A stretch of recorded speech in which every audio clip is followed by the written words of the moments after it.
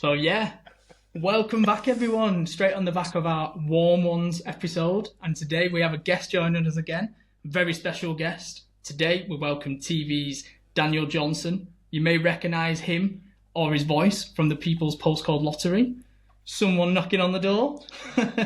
So yeah, welcome to the Trouble Boys Club, man. How's it going? It's going very well. We did the preamble beforehand, so people didn't listen, but we're already drinking, yeah? Yeah. That's what's happening. It's Friday. Yeah, cheers. Cheers, man. Yeah, cheers to you. Cheers to you. Clink, clink. Mm. Yeah, no, life is good. I mean, I'm assuming we'll get on to some absolute topics. We were talking about football before. I'm a huge football fan. I'll watch all three games on a Sunday. I just can't help myself. I will probably play FC 25 when I finish doing this as well. So yeah, I'm a bit of a football head. Yeah, well, I have a pretty good question about football, because you're such a football head. Let's do it. Go on. During COVID, did you watch the Borussia Dortmund game, which was like the first game to come back on during like the pandemic? Do you remember when everyone jumped at it? It was like, oh shit. Of course, there was football on, and when they just playing the I think they were playing the crowd noise from FIFA, Yeah, They were, yeah. the game. That's crazy. But the funny thing is, I will watch other people play computer games. So to be honest, me watching a Borussia Dortmund Bundesliga game, I mean, at least it was Borussia Dortmund. It could have been Schalke against one of the other teams I don't know.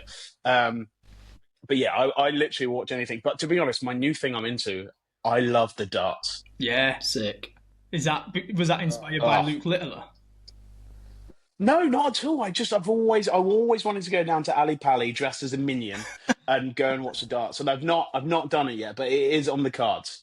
I've got a couple of friends that are like properly up for it now, so I'm definitely, you're going to see it. It'll be on my social sometime. Yeah, it's meant to be such a piss up as well when you go. Like, it's supposed Oh yeah, to be airy and steaming and chanting. I'd have to pace myself.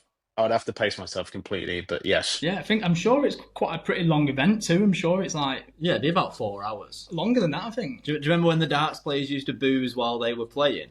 Like, there's like footage on Sky Sports. I mean, that's the good old days. This is the same as football. Like, Tony Adams used to just drink beers and then go and play a game. I like those times. Yeah, and like a dead famous picture of Johan Cruyff at half time having a cig, like with his top off and that. It's fucking mega, that, isn't it?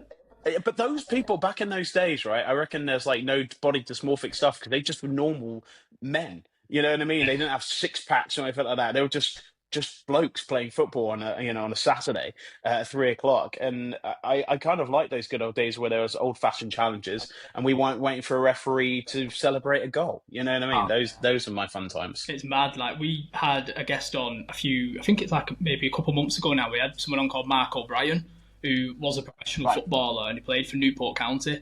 And we had like a lot of really good conversations with him about like how football's changed, and with VAR, it's just took the fun out of it, and it's just so much more like tactical now. With like pet ball and stuff like that, everyone playing out from the back, even in the lower leagues and shit like that, like all trying to play out from the back, and it's just crazy. Yeah, no, it is crazy.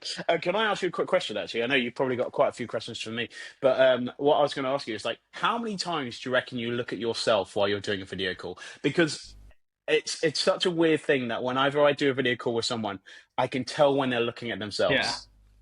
Well, it's hard for you, mate, 'cause you're a good-looking bastard, so... Oh, stop it. No, and I've said this before on a show before, but do you know when you have to try and do a video call or a FaceTime with a parent or grandparent about how much of a nightmare it is?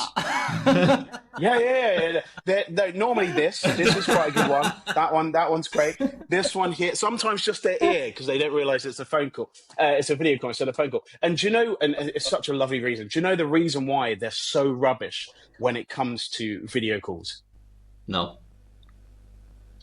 It's because when they're video calling, they're only ever looking at you. They've never looked at their own camera. That is true, actually. Like, because they're looking at you. How nice is that? They're just looking at you. They don't care about their background. They haven't got a halo light. They don't care because they only are fixated on you. That is so true. That's beautiful. It's beautiful. It is, and like you said, It's lovely. It's lovely. I do it a little bit, and I don't know why you do it. I think it might be like out of paranoia to make sure, like, I don't know, like me fucking hair don't look stupid or something like that.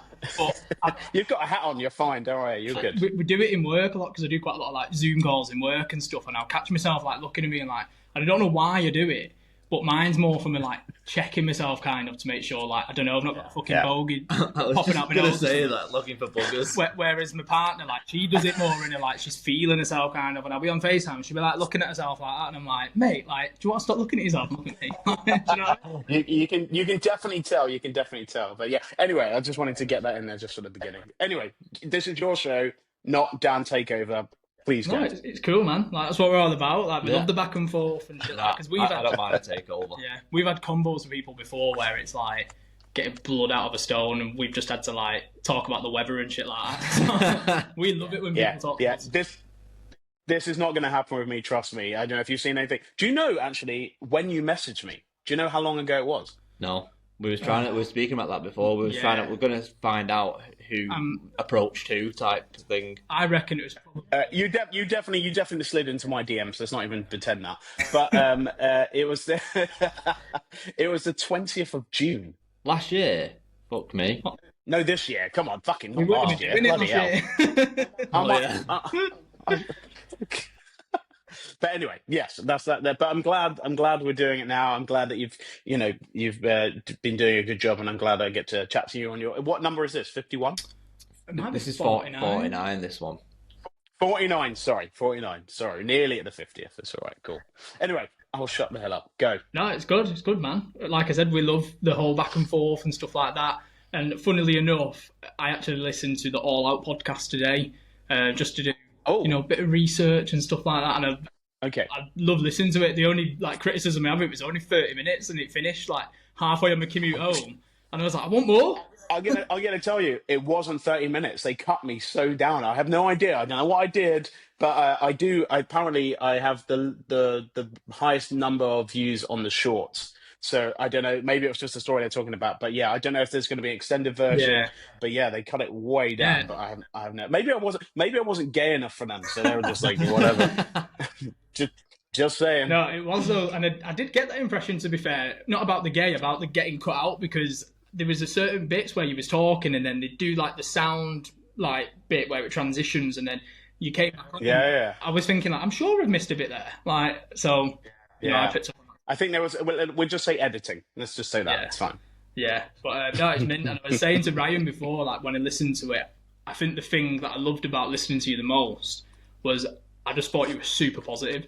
And there was a few times when the host, John, would say something, not negative, but almost an example was he mentioned about the X Factor, and I'm not going to like mention it and go into it and stuff, but he mentioned about the overs, about like, I think he said like, oh, can we just have a laugh about the overs, blah, blah, blah. And you flipped it and you was like, no, I think it's really good, blah, blah, blah. And there was a couple of times when you did do that in other topics. That's the only one I could remember off the top of my head. And I was like, yeah, I mean, it's funny with the over situation, because I think the only people that ever bring my favorite joke I've ever heard, and I've got told off for this joke, is how can you tell that anyone is over the age of 29? Like, there's one word that people use when they're over the age of 29, and it's when you ask them, how old are you? And they say, guess. And that means they're over the age of 20 bloody 9, right? Because anytime that anyone says guess, right, they think they look younger. You might do, but if you put someone who is 25 next to you, you don't look the same age, no matter what you might think. People might say I look good for my age, which is a weird backhanded compliment. But then I could go and meet someone who's a similar age as me and they look amazing, but I don't look like a 29-year-old. You know, so so most music is sold to people who are youngsters. So your best time of you loving music is when you're younger, because you couldn't give a shit about any new music really, apart from your bands you like now. But even when you go to a gig of a new band, or your band that you like, and they go, "Hey, this is my new song," you're like, "I'm just going to go to the toilet, bye," because you don't give a shit. You just want to hear the song that you love them for, and then it sort of carries on. So when it sort of says the age 25, it's very rare that an artist cuts through after the age of 25. Not saying it doesn't happen, but mainly most music is for the youth and not for us. Yeah, I totally get what you're saying. I do love finding new music at the same time, though. Like, especially one most recently, which I got Ryan onto, was someone I'd never normally listened to is Camila Cabello, and she dropped a new album. And honestly, it's sick. Like, she's not a new artist. She's been around since X Factor times. She's bloody from X Factor. No, well, yeah. I mean, like, Well, that was just an example. I know she's not a new artist, but her music, I think she did the album with Drake, I think, and you could just tell it was like Yeah. a new kind of vibe for her anyway, because normally she is a lot more like, poppy and stuff like not someone I'd normally listen to. But I do tend to listen to quite a lot of female artists like R&B, like SZA and all them kind of artists. And I fucking love music. Like, I always say regret not getting into it myself, not singing because I ain't got the voice for it.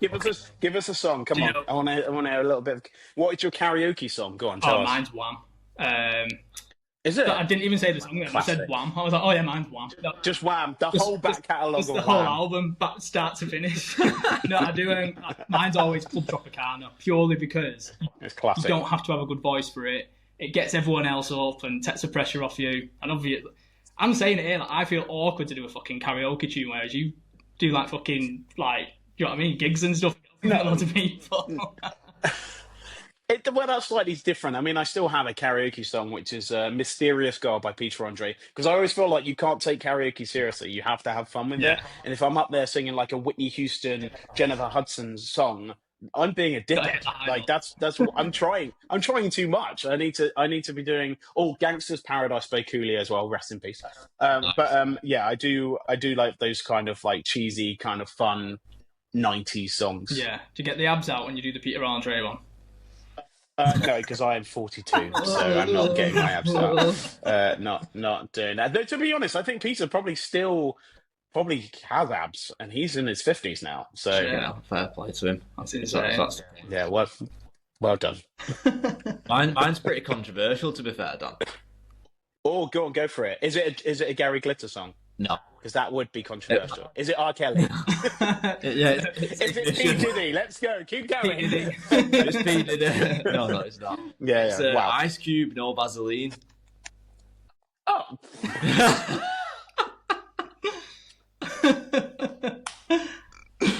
Is this what you're living your life by? And do we need to have a conversation with your partner? No. Is this okay? Not at all. Okay. I just know it. Okay. I don't need the words or anything like that. Like, Ice Cube's probably my favourite rapper. You don't need no Vaseline either, so you're fine.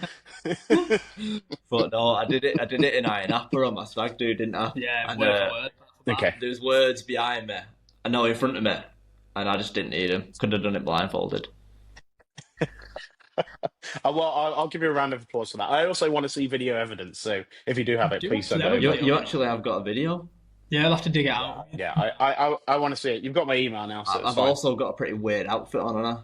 Well, yeah, was it? Oh no, it was a crop top with like a United badge on it. Because I'm a City fan, and my mates designed my outfit. Oh wow! Like, you could have been worse though. I mean, who's City's rivals? Is it United? I don't really know. Nobody. Real Madrid, maybe. It's maybe. Oh, Tottenham, to be honest, because they give you a good game. Yeah, they always give us a good game. They're so annoying. I was going to say it's more than lawyers are their rivals at this time for the 1-5. I mean, look, we won't go into that, but that must be, does that keep you up at night? Do you get sleepless nights with that? Because I think it would freak me out. I don't care. Like, they're threatening us with a good time, giving us relegation and stuff like that. Fuck it, we've been there before, we'll go do it again. Fair dues. That's true. I do worry, though. They did put Rangers down to the absolute bottom of their division, though. That seems scary. City fans of a certain age will just be like, fuck it, let's go. You know what I mean? Whereas 2008 onward, Glory Hunters will be like, oh no, we're going to go and support fucking Everton now. Whereas like me and like my dad and that would be like, let's go to fucking, what is it, like Peterborough away or something like that on a Tuesday night. Fuck it, let's go. Because it was a buzz. It would be a good night out, though. It would be a good night out, I feel. It's true. But no, I can't affect the outcome. Me sleeping or me not sleeping does not going to affect the outcome. Do you know what I mean? So keep wobbling the table. Sorry, I'm not worried about it.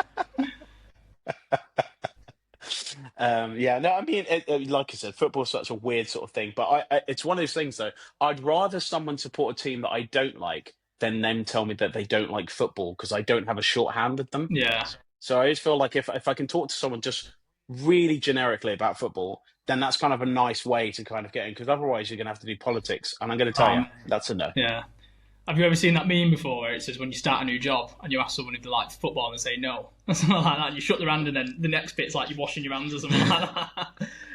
mental. It's just weird. I know, I understand, like, but majority of people do. So I kind of just assume that most people do. And now, especially because the women's game's gone even more, gone even crazier. Like, there's kind of no excuse. Come on, get on there. No, it is mad. But I actively try not to talk about football to a lot of people in conversations, purely because I used to only do that religiously. And I used to think like, and it got to the point where it was like, oh, no, I don't watch football. I'd be like, fuck, I don't know what to speak about. So I try not to speak unless someone else speaks about it, and then it's sweet. But yeah, like you said, it's mint about the women's though. That's starting to pop stuff like that, which is really good, because I actually didn't know this, but I was listening to a podcast, and I think it was Ian Wright was saying that women's football was banned like about 40 years ago or something, and it was banned for like all women to play it professionally or something. Might not be 40 years, but they were saying that's why it's so far behind in terms of like the revenue it brings in, the amount of people that want to do it and stuff. So it's nice that it is slightly catching up. Yeah. I think that story is slightly a bit of a fallacy, and I think there was an absolute reason, which is not a good enough reason, but I think there was a reason. I think it was something to do with post-war stuff. Yeah. I don't know what was going on, but that's the reason. But I mean, I'm glad it's good. I'm glad it's back. I mean, it really kicked off for the girls to the Olympics 2012. I think that's when it really kicked off, and obviously, and then also it does help that if they play it free on the BBC, you've got more access to watch it than if you don't have Sky, or you don't have BT or whatever. I think it's a lot harder to watch certain high-profile games, but when the girls' big games are being played on the BBC, I think that makes a massive difference. And I coached football for 8 years. I coached my nephew's team and did badges and all that sort of stuff, and it was really cool. And the progressiveness of the girls' game, there was as many girls playing on the same fields as we were than has ever been, and I was really, really proud. And we had girls in our team as well. No. One in particular, and we thought that she might have to leave at a certain age, but she absolutely dominated, because she grew faster than the boys at the age of 12, and so she was like our little Terminator. She would like run rings around these little boys, you know what I mean? She was like, come on, and she like take them down. And then she went to the girls' team and dominated that, because she'd been playing with the boys for like 4 or 5 years. So it's such a nice camaraderie, fun thing to do. And we always said that the reason why you come to football is for the 3 Fs, which is fun, football, and friends. Yeah. You know what I mean? That was the reason why you're there. 100%. But yeah, I just think it's so good that you are allowed to now mix boys with girls and stuff like that, because it's stupid that should be separated anyway. Like you said, maybe when they get older, because men, well, this is going to sound really, is it derogatory, the word? But men are naturally bigger. Do you know what I mean? And stronger. Would be a bit unfair. But if you integrate the girls earlier and they play with the boys, even when the boys get stronger, the girls get stronger before the boys, and it kind of works. In the end, obviously there'll be a little bit of change, but I tell you what, there's some girls that you don't want to play against. They'll take you down. Oh yeah, 100%. So how did you get into the coaching then? Is that just because you said your nephew played? So yeah, my nephew played, and they were looking for a new coach, and I was just like, I've got. I used to be a teacher, so I can relatively coach a little bit, and they're like, cool, you have to go and do your badges. I'm like, oh, okay, how long does that take? They're like 12 weeks. I was like, what the. You know what I mean? That's a long thing to have to do and coach at the same time. So me and my brother-in-law went and just did our coaching badges, and then coached this team called Trent's in Reading, and my nephew was in, and we actually won a cup in that time. And I don't think that not just our team, the whole Trent's literally had not won a cup in a very long time. So for us to get to a final and then to win a cup was pretty special, to be honest. We all dressed up in suits and everything. Yes. We were at this like little stadium and stuff, right. And we won 1-0. So it was really, really, really intense. It was a lot. I don't want to go into management at all. That seems too much for me. I can't believe you got to do coaching badges to like coach kids. I thought like someone's dad could just fucking turn up and be like, "Oh, I'll do it." Nope. Like, nope. No. Well, it's everything. You have to have a first aid course. You have to have a DBS check. You have to have your coaching badges at least to level 1. You know what I mean? Like it's quite intense. And the club pay for it. They pay for everything, but it is a lot of time. No way. That's mad. So. Sorry for anyone that doesn't give a shit about football. We will talk about other stuff. I promise now. From now on, there we go. I will segue Turning a page. There we go. Yeah, so if you wouldn't mind telling us then, like, what we've not even asked about you. All we kind of did was say, like, fucking postcode lottery, and that's not just who you are. So take us back then. Like you said, you used to be a teacher. Like, what kind of, led you from leaving that, and then obviously. Yeah, I mean, it's a funny thing. So I'd always wanted to do music and stuff like that, and while I was teaching and stuff, because my parents tell you to go and get a real job instead of thinking that you're going to be a pop star or work on music or get a living through music and stuff like that. So I thought, okay. And so my friend was working at school. She's like, look, we really need some sub teachers, and can you come in and cover? And I was like, yeah, no problem. And then I got a job at another school covering, and then someone had to go off or left, and they said, hey, there's a space. Do you want to take it over? And I was like, yeah, let's go and do that. And then I was doing like a Sunday school sort of thing, Saturday school drama thing, and in Reading. And there was a parent-teacher show, and the parents and teachers had to sing and perform and tell jokes and all that stuff.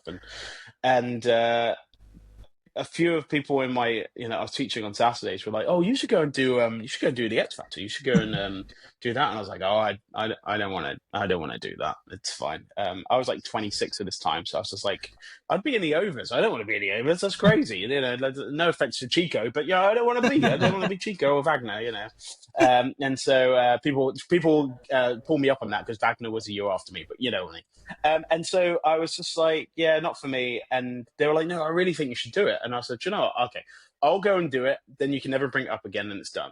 And then I went and did it, and then everything completely changed. I wouldn't say overnight.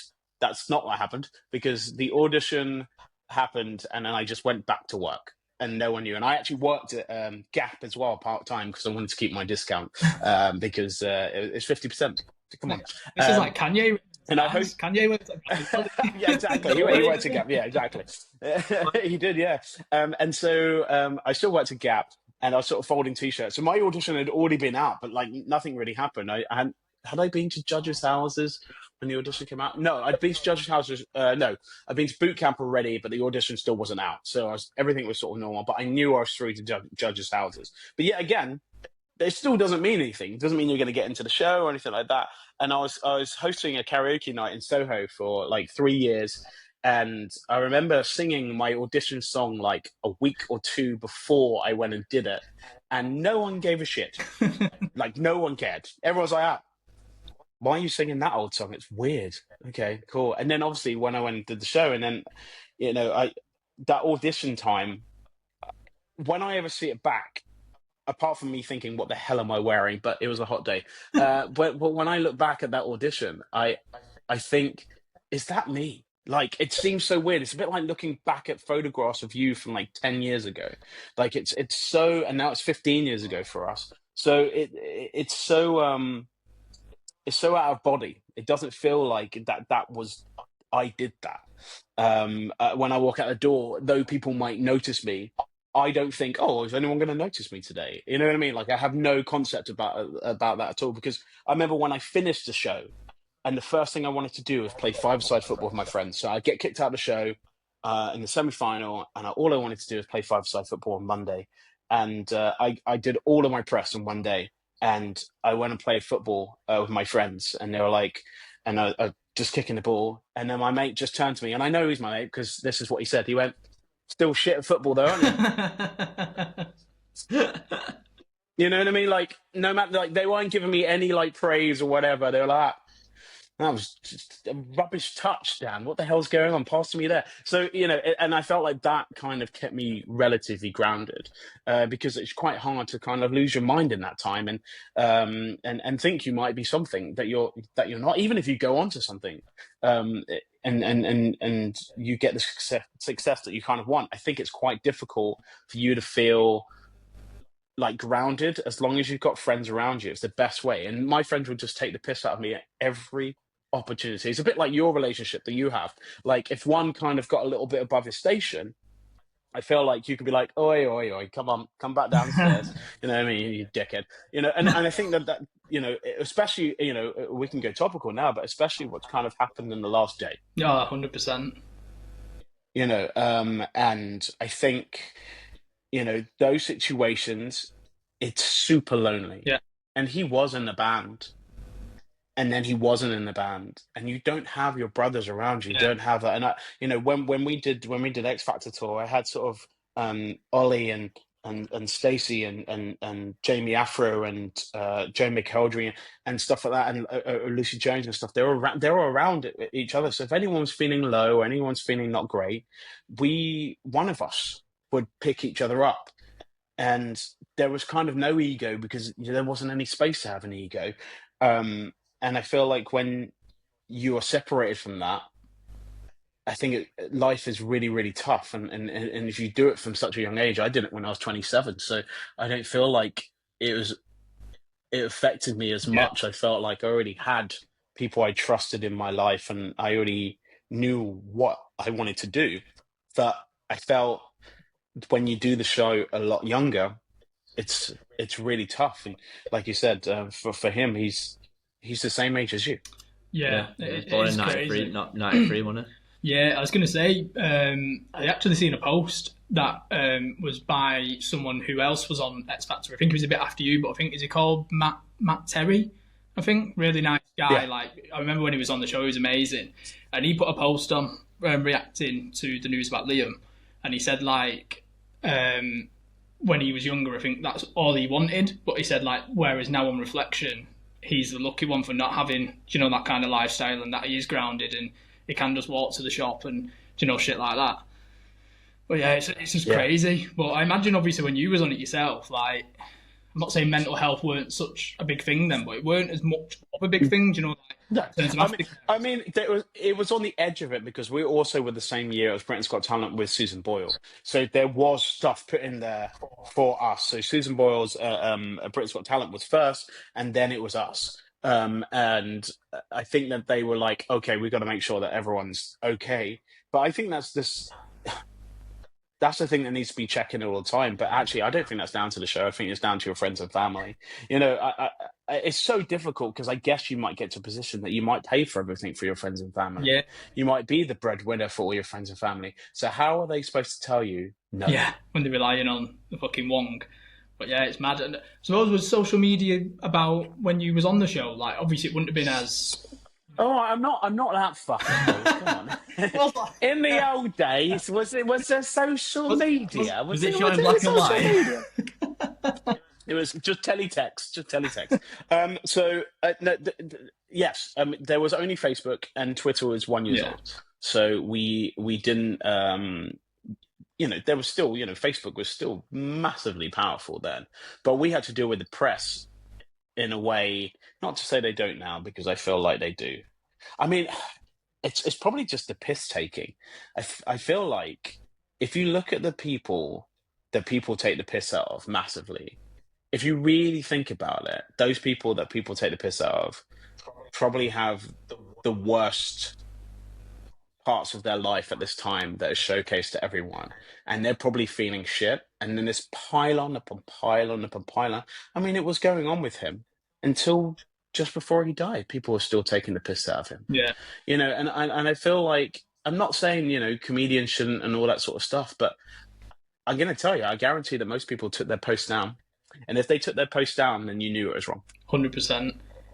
Do you find that you do that quite a bit? Like, ever, like, kind of, not check posts, but say, it's hard to say, like you said, because after X Factor, when you was on it, it weren't as probably much of a fucking horrible thing where people are, do you know what I mean? But is that kind of a thing, like, where, because I know some people do it where they will not necessarily Google themselves, but they'll kind of see, like, oh, I wonder what people are saying, and then they'll read the horrible shit, and then, do you know what I mean? Because I suppose it must be hard to get out. It's got to be. I mean, I haven't read a comment in 13 years. Like, I honestly don't care what anyone writes because I will never see it. So if I don't see it, it doesn't affect me. So I tell friends and family, it's like, oh, if you see something you don't like, don't reply, just ignore it, don't even read it, but definitely don't tell me because I don't want to know, right? And you've got to keep yourself safe yourself.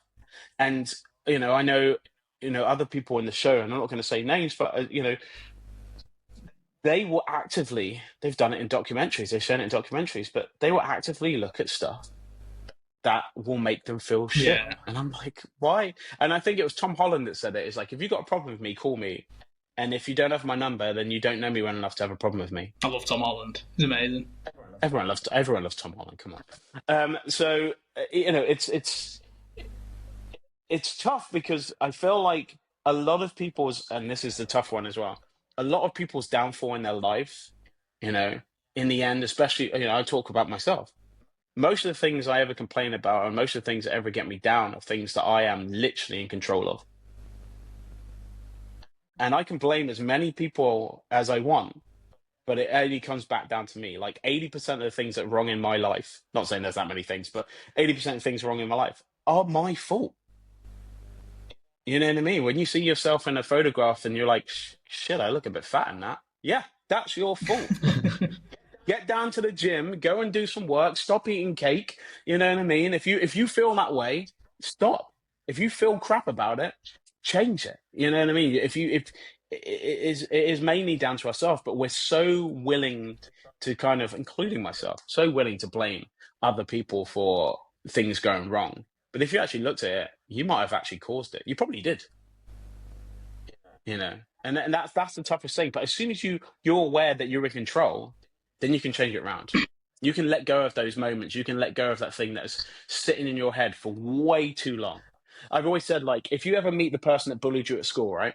And they see you, right? And I'm not saying that you got bullied, but everyone kind of had someone who was a bit of a dickhead to you. And you saw them now in the streets, 10, 15 years later. And they say, oh my God, guys, I've seen your podcast. I love it. It's amazing. Well done. I'm so proud of you. I knew you'd do well. In your head, you're like, I fucking hate you. Right? They have no clue. They have no clue because the way you think about them, you gave them all the power, even to this day. But the only bully in our life, the only one that we can ever control, and who is the worst bully to ourselves, is us.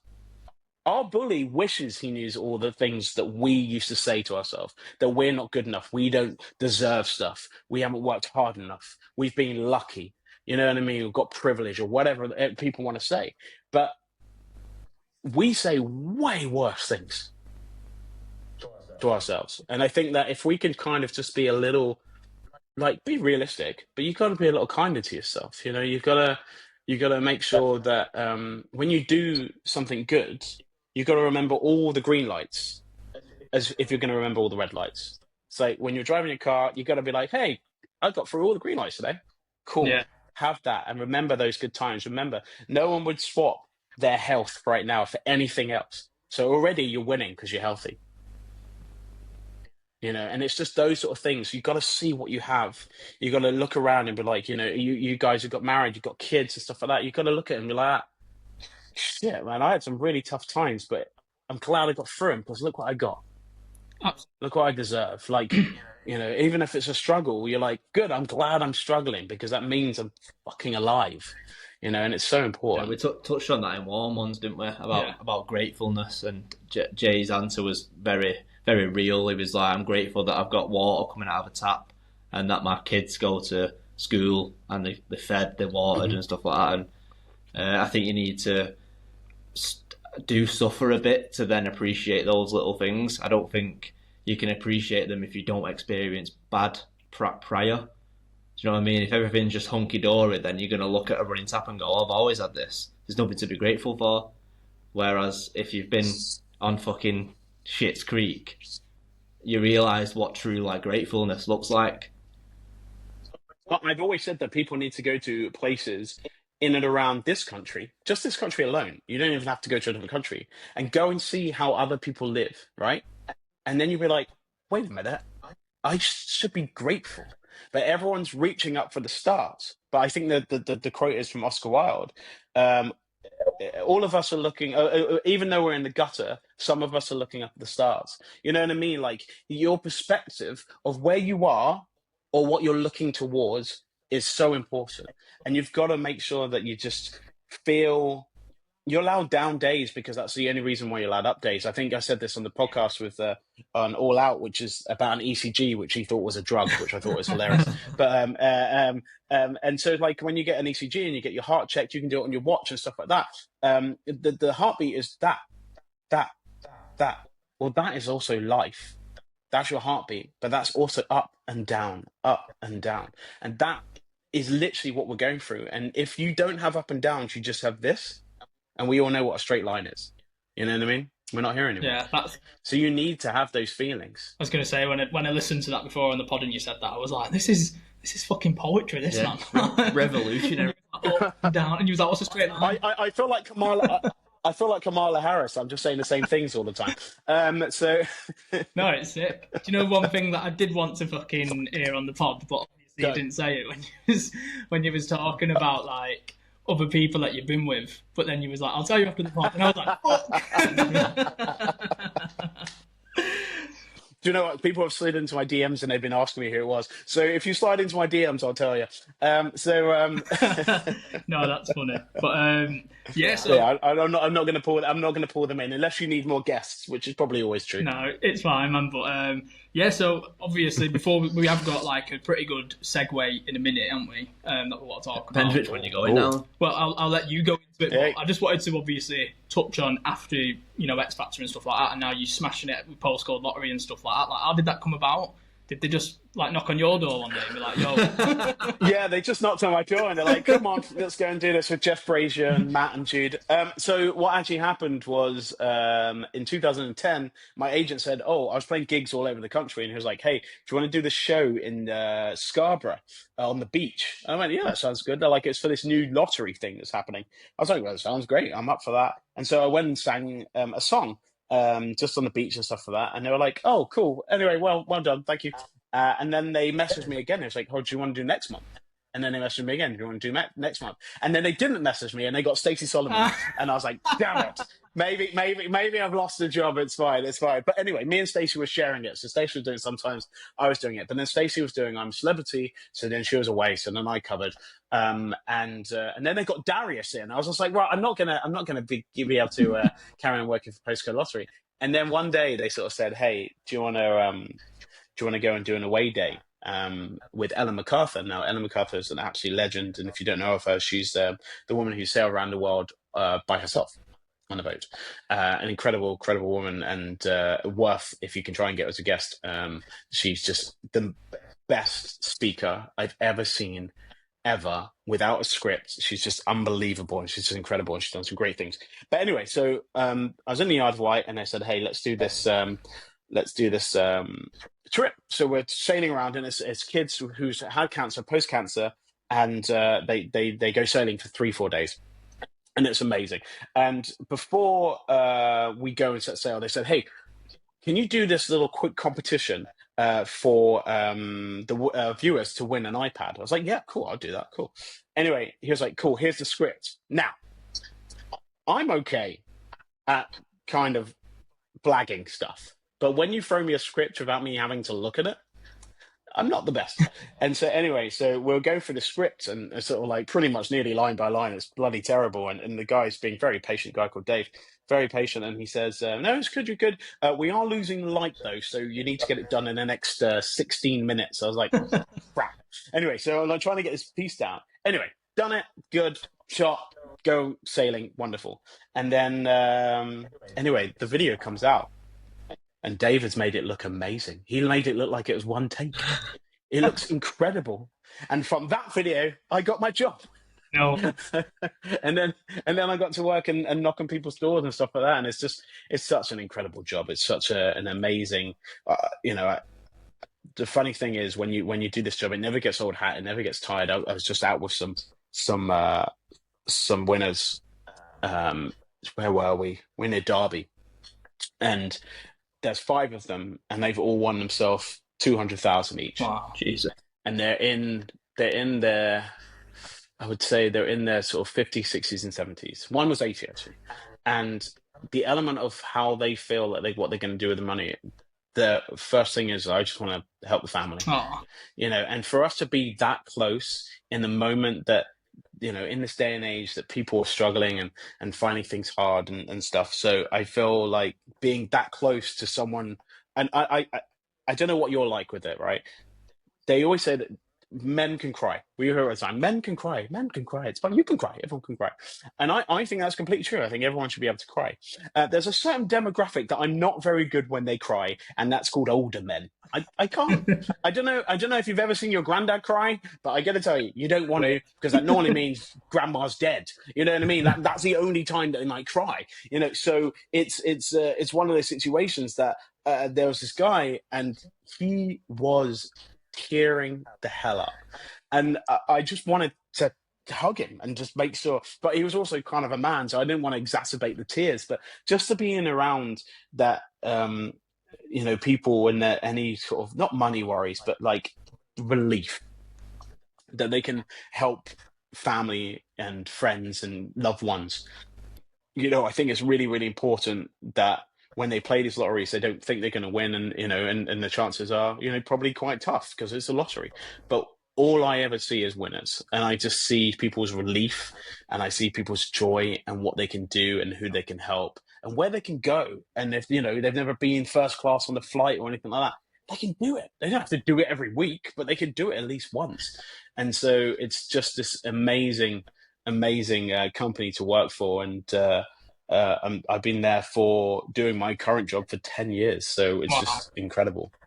Work will love me saying all that stuff, I tell you. They were like, oh, look at him fanfaring. You got a job for next year, it's fine. No, it is, though. It's meant, like you said, there's nothing more rewarding, I don't think, than that. Not gift of money, but like you said, people might have like severe like money issues, and they might be in loads of debt, and they might, do you know what I mean? And they might be in that really shit situation, and then imagine fucking you knocking on the door and being like, here's all your fucking problems sorted. Like you said, you don't even know what to do with yourself, because we all have them conversations where we go, oh, imagine if I won the lottery, and then you start talking about what you do, and then you start listening to these things, and then you almost feel a bit shit, and you're like, oh, it's never going to happen. And then you have to bring yourself back to reality. But of course, and we all do it, but someone, especially with postcode, someone wins all the time. We only play with playing postcode, so it's never a week that we go, oh, no one won today. Someone always wins, so that's the nicest thing. Yeah, I think my partner does. Anyway, and yeah, I know. Your partner does that? Yeah, Which you share? Well, yeah. I was actually going to say, like, she's only ever, I think, won like a tenner or something. I think she gets vouchers quite a lot too, which she says. Yeah, you do get. There is a lot of vouchers, and some people get socks. Yeah. And sometimes we gave people soap. The soap didn't go down too well, so we're not doing soap anymore. So knocking on that, yeah, that's fine. Use that. Here's your soap. I was going to say, me and Ryan went on a podcast a while ago, and they did like this kind of send-in where people send in like anonymous stories, and someone sent in a story and said that he won the lottery, must have won a couple of $100K, and he didn't tell his wife that he won the lottery, and he quit his job, and he pretended that he still went to work every single day, and then just fucking went about his business. What a guy. Mate, my golf game would be up there if that was what I was going to do. I tell you, I'll just go and play golf. To be honest, I'm not good at golf, but I want to be good at golf. Like I want to be good at guitar. I just won't practice. That's the problem. Yeah, I said that to him. I was like, if I won the lottery, mate, I'd quit my job straight away. I suppose it would be a bit awkward. Imagine if you won the postcode lottery. And he was like, listen, guys. They were like, Dan. It's yeah. I don't know if they'll be happy. I wouldn't quit. You know what I mean? I do have a lovely time working with them, and I wouldn't quit. I would quit other things that I have to do sometimes, but like I wouldn't quit that. Yeah. 100. Well, right. I make it sound like I was doing OnlyFans. It wasn't OnlyFans, by the way. So just to... Right, we're going to segue now. Yeah, man. Segue. You ask a more hard hitting question. What? Oh, go for it. Is it the theory? Yeah, you jump into whatever you want to, mate. Oh, there's a couple, but I think we need to do it because we've got a really good guest to do it with. So we wanted to talk about for ages, haven't we? Double standards. And sorry, something was playing in the background there, so that wasn't you. That was definitely. Anyway, yeah, carry on. We wanted to speak about this for ages, but we needed to find like the right guest to do it with, and we think you're the man. So we wanted to talk about double standards, and I'm gonna read out like a little. Are you trying to cancel me? Is this what's going to happen? I'm going to get cancelled. I did say this earlier to my friend. I was like, I'm going to get cancelled on this. If you're not comfortable, then we'll just scrap it. No, come on. Let's just do it. Let's go. Come on. We'll go. Let's go. It's true. You don't have to input. Right. So I'm going to read out a scenario, and then get your take on it. Okay. Okay. I'm ready. Let's go. So the scenario is in a pub, female staff member and male customer, or Patreon. Male customer smacks the female barmaid on the bum as she walks past and then utters a vulgar statement insinuating to... it's not nice comment. I'm sure you can imagine what was said. I can tell you the comment, because this is a real scenario when me and Ryan was in the pub. Yeah. What was it? Yeah, I'll just give you a bit of a backstory before Ryan jumps in. We was actually speaking to the girl, and she said this didn't happen in front of us, but she told us about it happening. It was she was like, at the time, like about 17, and it was an old man in his like fucking 50s or something, and he smacked her ass and said, "I'd love to finish on your glasses," like spunk on her glasses, and then walked into the back. So that was it anyway. That's the context, but that's the context. It was a vulgar comment. The incident was reported and then brushed under the carpet, with the manager saying, "That's just John being John." Don't know if he was called John, but I've just made up that he was called John. That's cool. You didn't have to give them names. Sorry, my dog wanted to get involved, to be honest. So you're being needy. You're trying to give me advice. Yeah, like, don't say anything, Dan. Don't say anything. Don't answer. Right, carry on. So the opposite scenario, which is a female customer and a male bar staff getting a bit touchy. The male staff member has to remain professional, but he feels he can't say anything.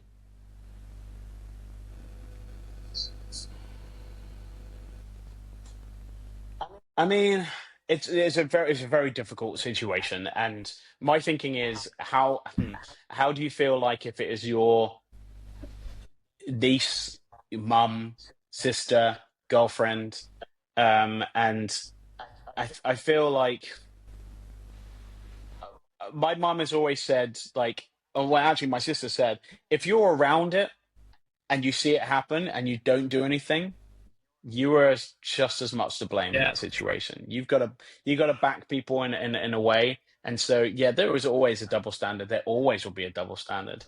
But the problem is if you don't step in or you don't say anything, one way's worse than the other. I don't know why. It just is. If a girl slaps my ass, I'll be like, "What are you doing?" you know. But if a guy slaps my ass, then I normally get their number. So just what? So I couldn't not make a joke there. I had to just make a joke there. I think I mean, what do you do in those situations? Is this something? Are you reading from your diary? Is this what's happening? Yeah, this is his diary. This is my diary. Trouble diary of someone who's not a CEO. No, but I think more for me it was when she told us, and obviously I've got like daughters and stuff, and I said to her, like, that would really, really annoy me if I found out someone did that to my daughter, blah, blah, blah. She was like, but that's just what it's like in pubs. She was like, that's just how it is, blah, blah, blah. And I was like, what would your dad say, though? Like, would your dad think like that? She went, yeah, my dad just said, like, oh, you know what it's like working in the pub game.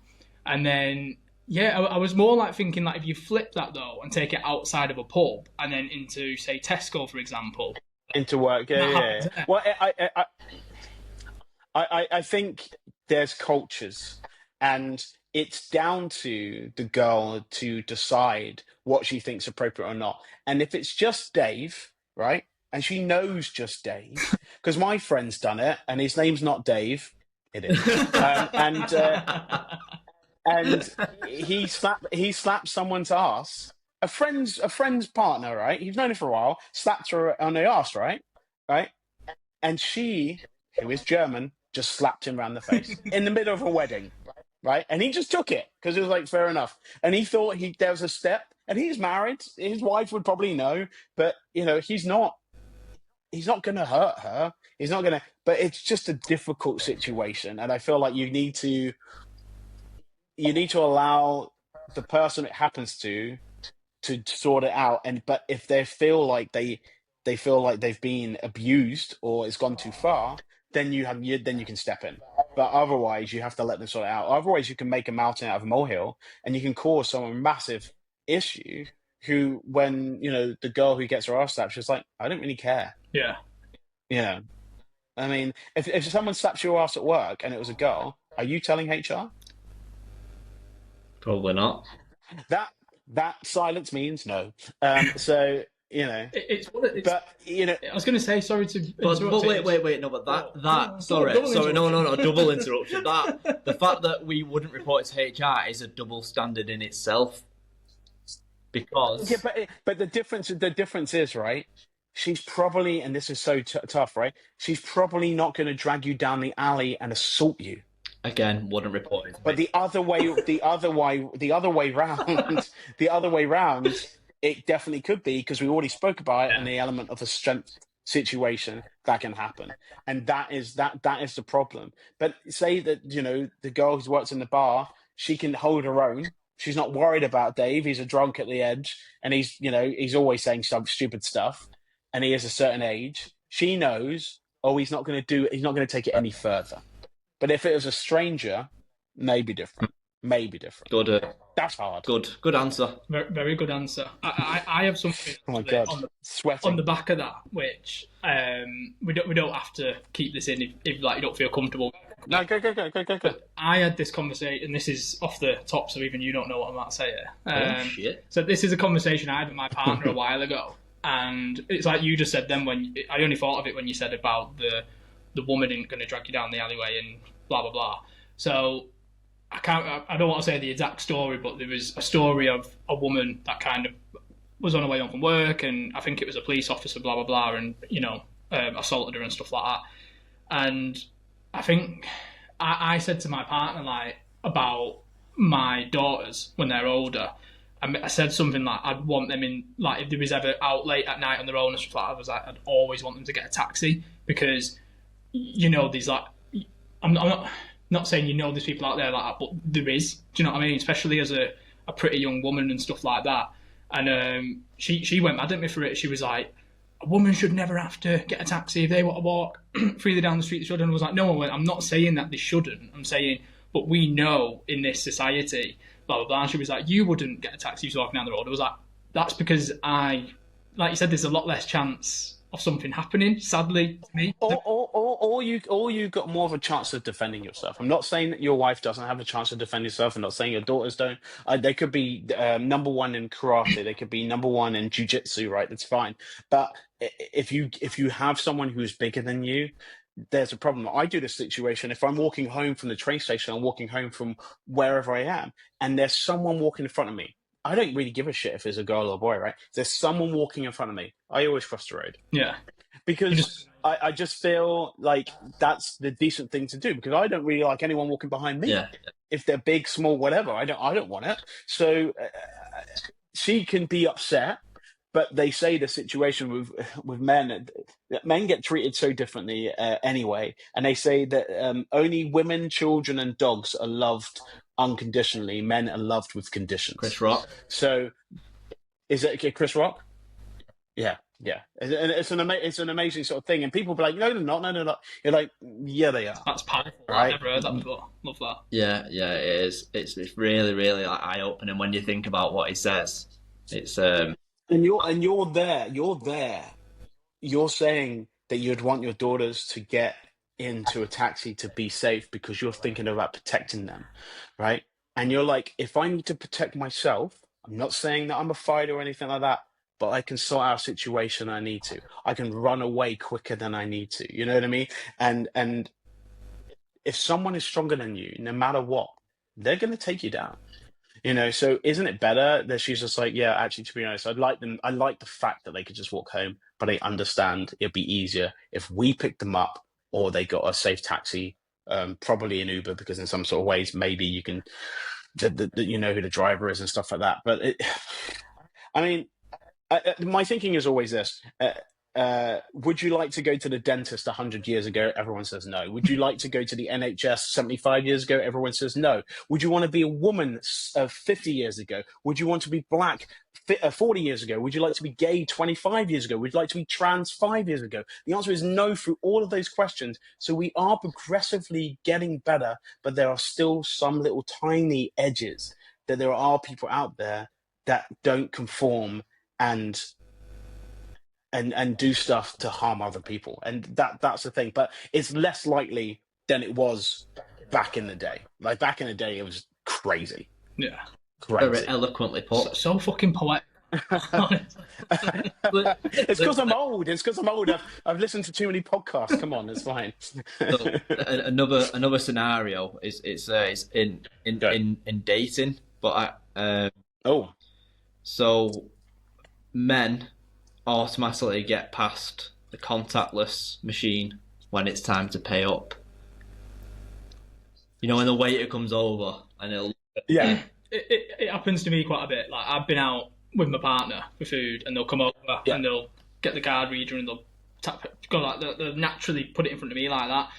And it's something that I've spoke about before, and I say, like, it's a hard one, isn't it? Because, like, imagine if, like, you weren't, I don't know, as a male, like, you weren't the breadwinner and your partner was, and it made you feel, I don't know, you could feel a bit less masculine and, you know, going on yourself and stuff like that. I suppose, like, in your world, I don't know how that would happen. No.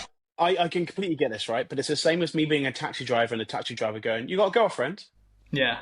Because 9 out of 10, he's right. 9 out of 10, he's right to ask that question. Yeah. And am I going to jump down his throat for the simple fact of that he's got it wrong in that one time? You know what I mean? Or do I have to tell him my life story? No. But when the check comes out, did you ask for the check? Did you think about that? Who asked? That's true.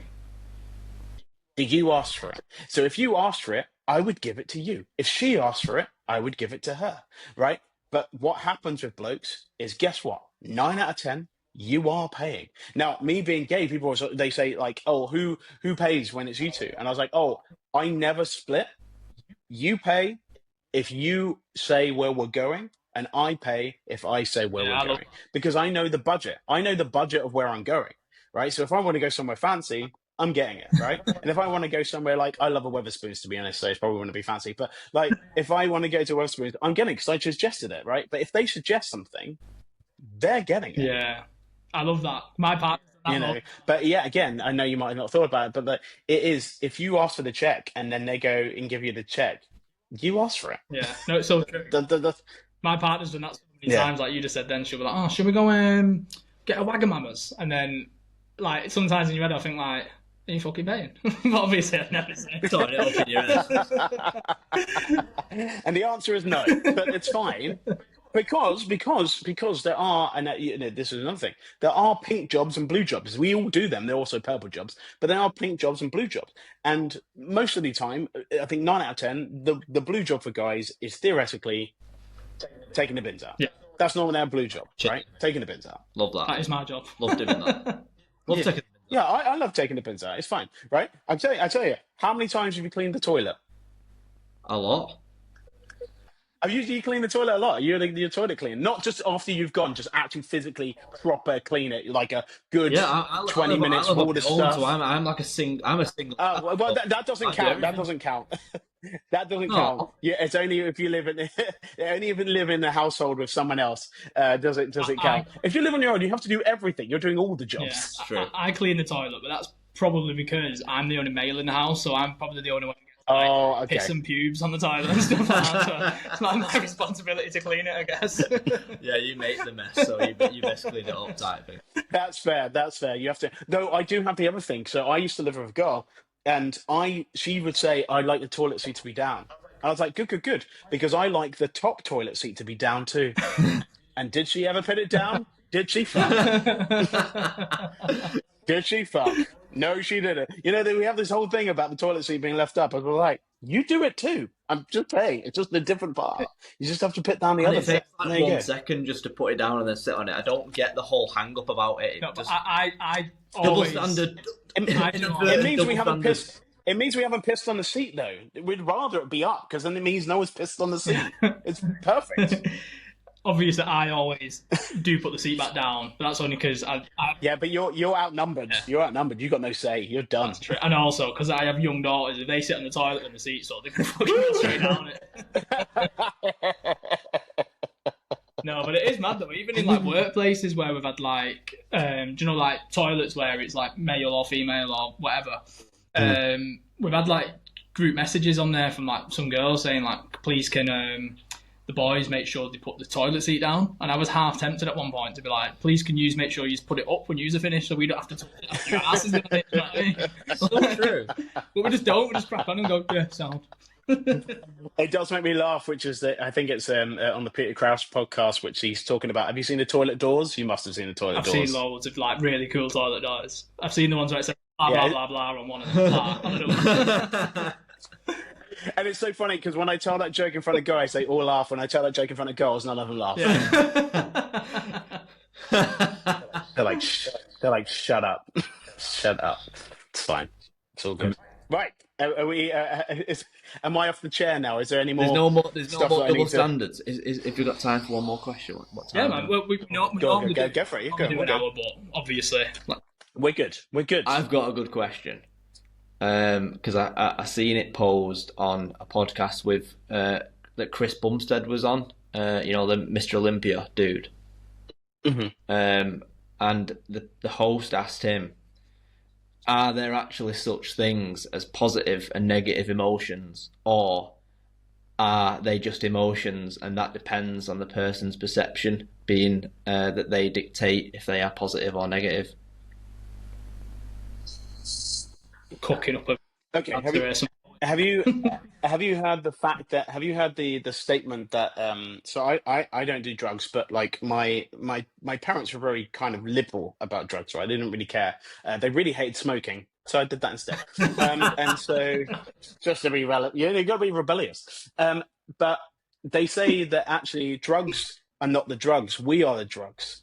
So when it mixes with us, we cause that mix of stuff like that, and it's the same with emotion.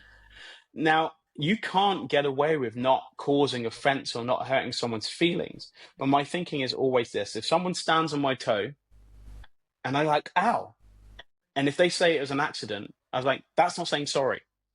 And I feel like a lot of the times that we need to make sure that even if we mess up or even if we say something and we don't mean it and we hurt someone, you just have to say, I'm sorry.